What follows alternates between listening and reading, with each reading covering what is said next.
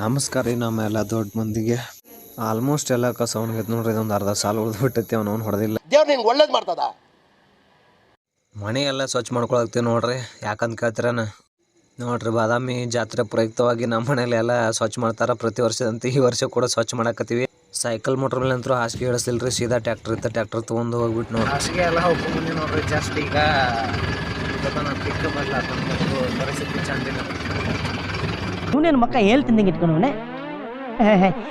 ಇನ್ನೇನು ಮನೆಗೆ ಬರೋದ್ರಾಗ ಸಿಮ್ಡಿನ ಗಾಡಿ ಬಂದದ. ಫೋನ್ ಹಚ್ಚಿದ್ರ ಮತ್ತು ಗಾಡಿ ತೊಗೊಂಡ ರೊಕ್ಕ ತೊಗೊಂಡ ಹೊಂಟಿ ನೋಡ್ರಿ. ಕೈಯಾಗ ರೊಕ್ಕ ಅದಾವ, ಸದ್ಯ ಹೊಕ್ಕವಣದ ಅದಕ್ಕೊಂದು ಭಾಳ ಆಗತೈತಿ. ಗಾಡಿ ಅರ್ಧ ಲೋಡ್ ಮಾಡಿಬಿಟ್ಟಾರ ನೋಡ್ರಿ. ಇನ್ನೂ ಒಂದು 20 ಒಗಿಬೇಕಾ, 70 ಚೀಲ ಟೋಟಲ್ ನಾ ತೊಗೊಂಡು ಹೊಂಟೀನಿ ನೋಡ್ರಿ. ಇವತ್ತು ನೋಡ್ರಿ ಮುತ್ಯ ಮೊಮ್ಮಗನ ಆಟ ನೋಡ್ರಿ. ರೋಡ್ ಮೇಲೆ ಆಟ ಆಡಾಕ್ತಾರ ಇವ್ರದ ನೋಡ್ರಿ. ಅದು ಮನೆ ಕಟ್ಟೋದು ರೊಕ್ಕ ಎಲ್ಲ ಹೊಂಟ ನೋಡ್ರಿ. ಹಣ ಎಣ್ಸಾಕ್ತಾನ ಕರೆಕ್ಟ್ ಅದಾವಿಲ್ಲ ಅಂತೇಳಿ. ನಮ್ಮ ಸಿಮ್ಟಿನ ಗಾಡಿ ಬರೋಕ್ಕಿಂತ ಮೊದಲು ಸ್ವಲ್ಪ ನಮಗೊಂದು 5-6 ಚೀಲ ಕೊಟ್ಟಿದ್ದಾರೆ ನಮ್ಮ ಬಾಜು ಹೊಲ್ದನವರು. ಅವ್ರು ವಾಪಸ್ ಅವ್ರಿಗೆ ಕೊಟ್ಬಿಟ್ಟು ನೋಡ್ರಿ ಬರಾಗ ಹೆಂಗು ಅಷ್ಟೇ.